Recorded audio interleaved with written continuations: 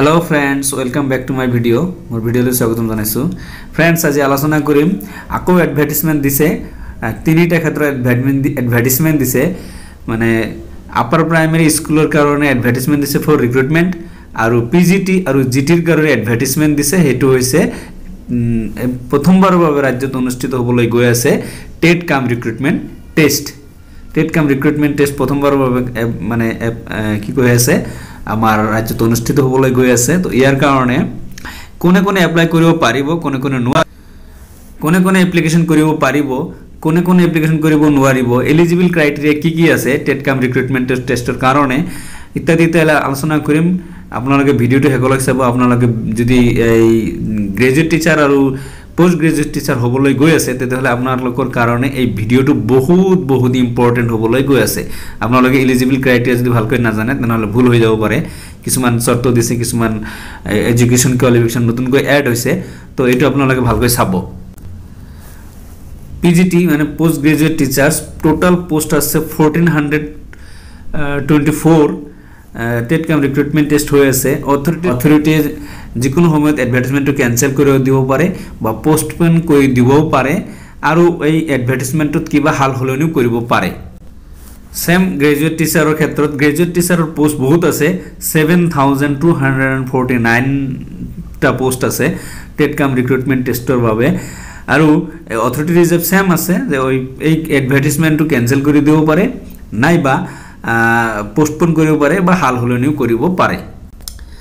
hello friends এটা সব post graduate টিচাৰ্ছৰ যেটো প্ৰথম ক্ৰাইটেৰিয়া দিছে এয়া আগতকৈ অকমান বেলেগ দিছে ক্যান্ডিডেট জনে পোস্ট গ্ৰেজুৱেট পিজিটি মানে পোস্ট গ্ৰেজুৱেটত পিজি পোস্ট গ্ৰেজুৱেটত 50% মাৰ্কস থাকিব লাগিব কনসাৰ্ন সাবজেক্টৰ ওপৰত যি সাবজেক্টত আপুনি এপ্লিকেশন কৰিবলৈ গৈ আছে 50% মাৰ্কস থাকিব লাগিব যিকোনো ৰিকগনাইজড ইউনিভাৰ্সিটিৰ পৰা আৰু হেই তাৰ লগত আৰু বিএড থাকিব লাগিব এনসিটি নৰ্মস ইনস্টিটিউশনৰ পৰা বিএড থাকিব লাগিব বিএডৰ কোনো পাৰ্সেন্টেজ বাৰ নাই এই দুটা বস্তু থাকিব লাগিব প্ৰথম কন্ডিশনত কিন্তু নতুন এটা দিছে কি নতুন দিছে যে ডিগ্ৰীজ যিবিলাকে অফ ক্যাম্পাস আৰু ডিসটেন্স মোডত গ্ৰহণ কৰিছে তেওঁলোকৰ ডিগ্ৰী ভ্যালিড বুলি ধৰা পাছৰ ক্ষেত্ৰত 3 নম্বৰত এটা ই দিছে যে কিছুমান অফ ক্যাম্পাস এলাউ কৰিব ডিসটেন্স লাৰ্নিং কিছুমান এলাউ কৰিব এটো পিছত আলোচনা কৰি আছো আপোনালোকে চাওক তাৰ পিছত যেটো ক্ৰাইটেৰিয়া দিছে যেটো সাবজেক্টৰ ওপৰত আপুনি পোস্ট গ্ৰেজুৱেচন কৰিছে সেই সাবজেক্টটো আপোনাৰ ডিগ্ৰীটো থাকিব লাগিব এটো এটা নতুন ক্ৰাইটেৰিয়া দিছে তাৰ পিছত দিছে মিডিয়ামৰ এটা ইনস্ট্ৰাকশন দিছে এটো ভালকৈ দিছে ধুনিয়াকৈ দিছে প্ৰতিবাৰ এটো লৈ অলপ ই হয় যে যদি ক্যান্ডিডেট জনে এসএমএস মিডিয়াম স্কুলত তেতে হলে তার মাধ্যমিকত মেট্রিকত এটা সাবজেক্ট এসএমএস থাকিব লাগিব নহলে और এটা দিছে যে এটা ডিপ্লোমা লব লাগিব আন্ডার আসাম সাহিত্য সভা আৰু লগতে নহলে এসএমএস মিডিয়াম স্কুলত ক্লাস 10 লৈকে পঢ়িব লাগিব এই তিনটা শর্ত দিছে বাকি সেম বেঙ্গলি মিডিয়ামত যদি এপ্লাই কৰে সেম তো অন্যান্য মিডিয়ামত এপ্লাই কৰিলো same as it is SMS medium যেনেকুৱা তিনটা শৰ্ত দিছে বাকি মিলাকো তিনটা কৈ এনেকৈ দিছে इंग्लिश मिडियाমৰ ক্ষেত্ৰত অলপ বেলেগ দিছে इंग्लिश মিডিয়াম স্কুল হলে इंग्लिश মিডিয়ামত পঢ়িব লাগিব এইচএলসি লৈকে আৰু নহলে আফটাৰ এইচএসএলসি মানে মেট্ৰিকৰ পিছত इंग्लिश মিডিয়ামতেই 11 পঢ়া বাকি যিখিনি আপোনাৰ মাস্টাৰ ডিগ্ৰী লৈকে আছে এটো इंग्लिश মিডিয়ামত হ'ব লাগিব हेलो फ्रेंड्स ये तो सब 3 নম্বৰত কিন্তু হি অফ ক্যাম্পাসৰ ওপৰত এটা নোটিফিকেশন দিছে নোটিফিকেশনটো মই পঢ়ি চাও আপোনালোকক মই পিছত কৈ আছো as per the Assam secondary education provincial schools amendment service rules 2021 those institutions having territorial jurisdiction outside the state of Assam but having a study center in the state and such study centers if not recognized by DEC under UGC the degrees certificate issued by such of campus institutions shall not be considered as valid for the purpose of employment under education department however degrees diplomas conferred by Krishnakant Hondiko State Open University IGNOU IDOL under Guwahati University and distance education under Dibrugarh University shall be considered as valid for the purpose of employment বুজি পাইছে মই যিখিনি বুজিলে সেইখিনি আপোনালোকক কৈ আছোঁ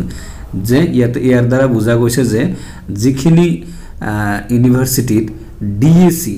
তাৰমানে ইগনো কি কয় ইউজিসিৰ আন্ডাৰত ইউজিসিৰ আন্ডাৰত ৰিকগনাইজ নহয়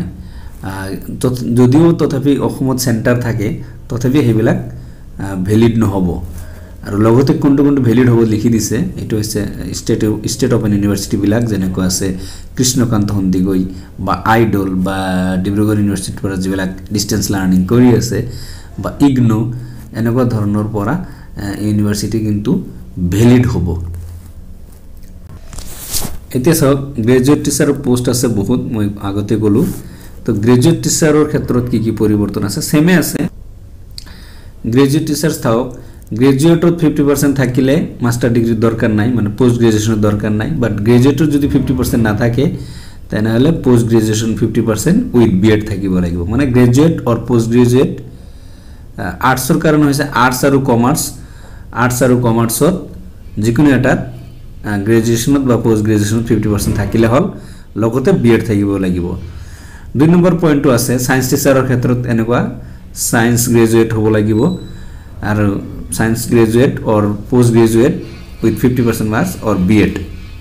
তো এখানে থাকিব লাগিব 3 নম্বৰ পইণ্টটো সেম আছে অলপ আগতে যেটো কলো যে কৃষ্ণকান্ত সন্দিকৈ ইগনো আইডল আৰু ডিব্ৰুগড় ইউনিভাৰ্চিটি যিখিনি ডিগ্ৰী আছে অফ ক্যাম্পাস বা ডিসটেন্স লাৰ্নিং হলেও চলিব বাকি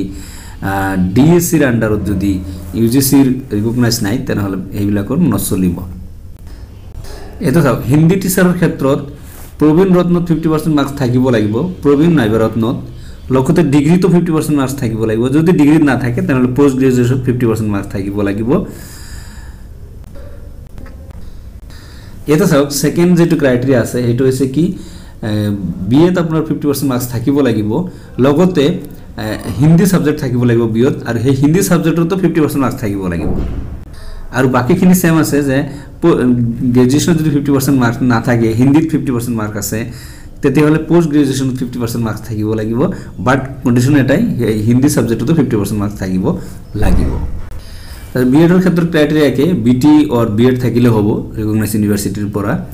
কিন্তু ইয়াতে এটা নতুন ইয়াতে এটো দিয়ে পাৰংগত যিবিলাকৰ কৰা আছে হিন্দীত